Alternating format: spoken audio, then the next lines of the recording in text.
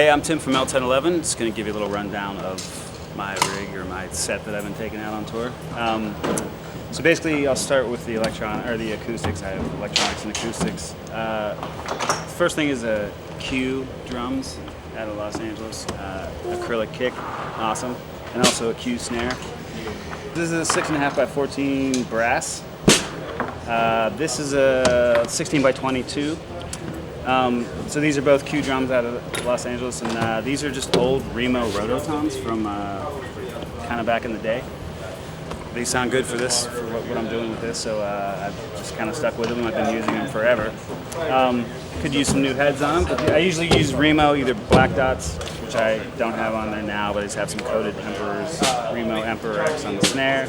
And on the bottom of the snare, it's a ambassador weight snare side head. I got a Power Stroke 3 coated on the batter side, and I'm not really sure. It seems like it's a 2-ply head that they have in the front, but I'm not sure what it is. It's just the Q, their resonant head on their kicks. It's probably an Emperor or something like that. So yeah, I started using Ludwig Vista lights, and they sounded great, sounded phenomenal. And then I hooked up with Jeremy from Q, and he made an acrylic kit for me.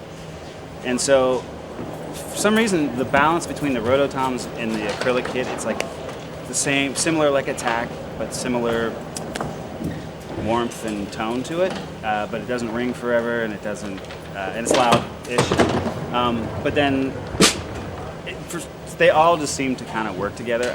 I wouldn't try to use a wood kick or a wood snare with the rotos. Just doesn't really seem to work. Everything seems pretty balanced, just with the materials and the heads and the head combination. It's kind of nice having the black dots on these. You get a little bit more drum. It doesn't cut off as quickly. It's not because there's more head on these. There's less head on a black dot, so it tends to ring out a little bit more and be a little more open sounding, which is nice. But I don't have those on right now because I'm just a little too lazy. I don't have a preference on cymbal brands necessarily. If it sounds good, it sounds good. So I have a bunch of different ones. Right now, I'm using mostly Sabians.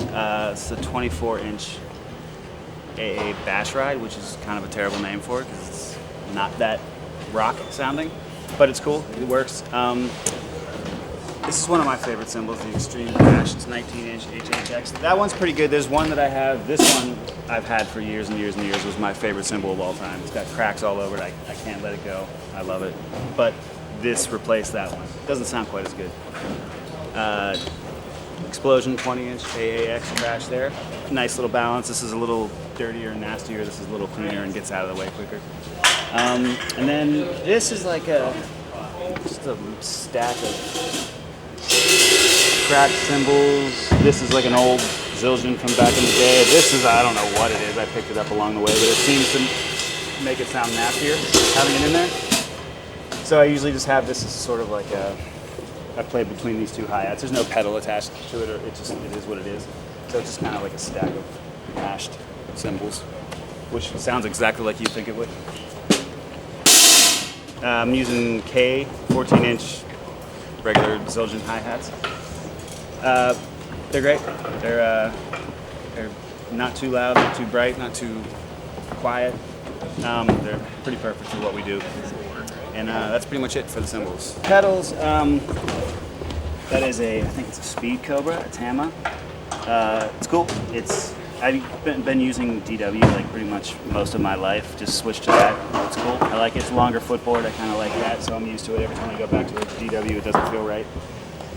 It's pearl hi-hat stand, but basically with the pedals, there's acoustic right here, and then I just switch my feet over that way, and then I can be all electronic. It's been under different companies. I think it's alternate mode right now. They don't really make these that much anymore, I don't think.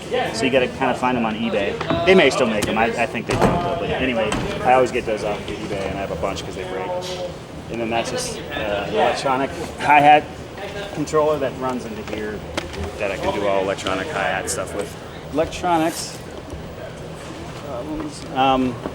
So basically the way this works is all my sounds and samples are in the DTX Multi-12. It's a Yamaha.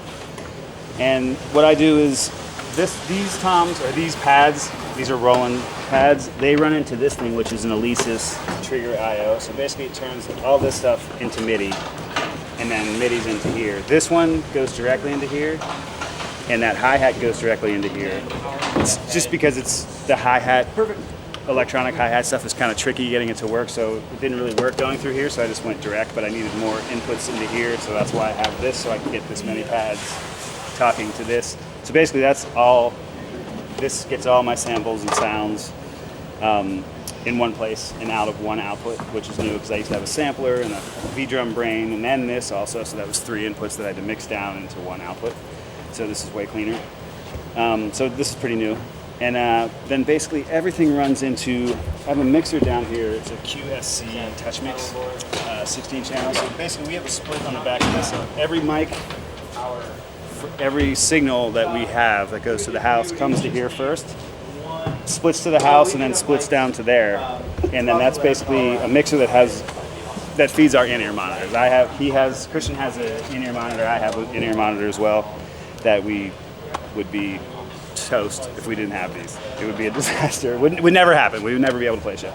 So so basically everything runs into that, and it's cool. Like you can record directly on that, which is cool. We've done that before, and it sounds great. But mostly it's just for in-ear ease of, everything's always set up the same.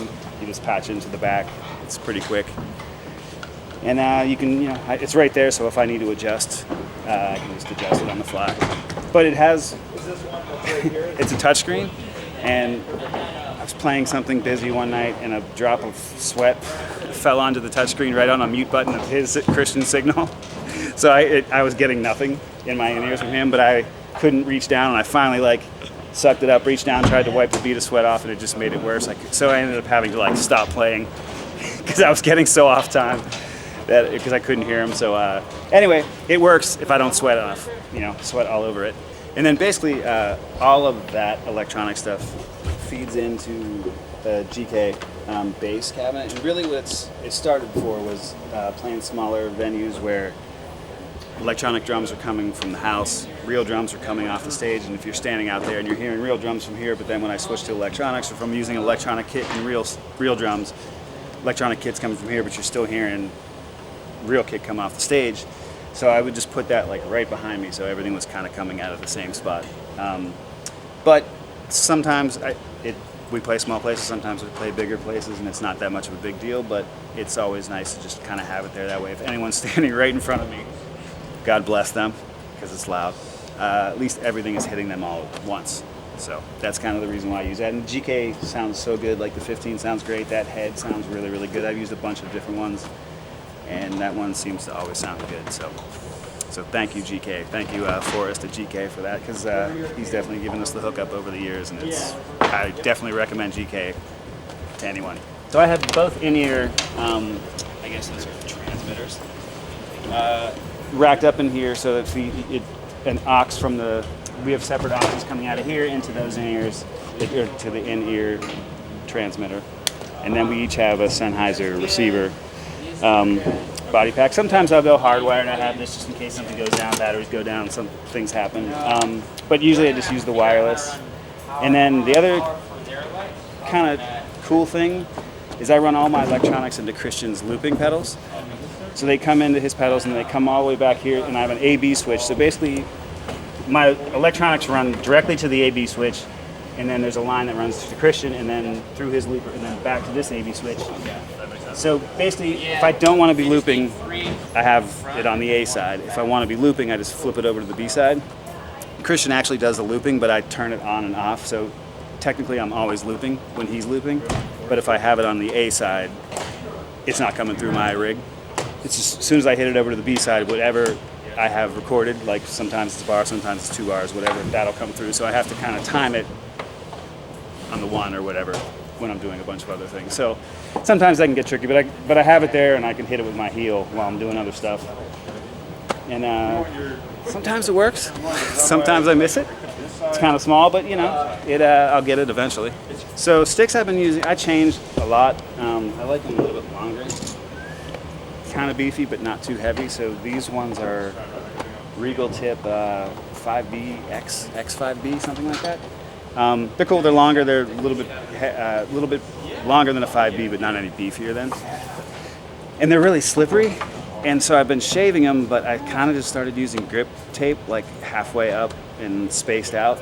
It's just because it feels nice, and I haven't had any problems gripping the sticks these days, so it's just, I don't know, I kind of like it. Yeah, and the throne is just a DW. I've kind of been using like I think these are called motorcycle seats lately.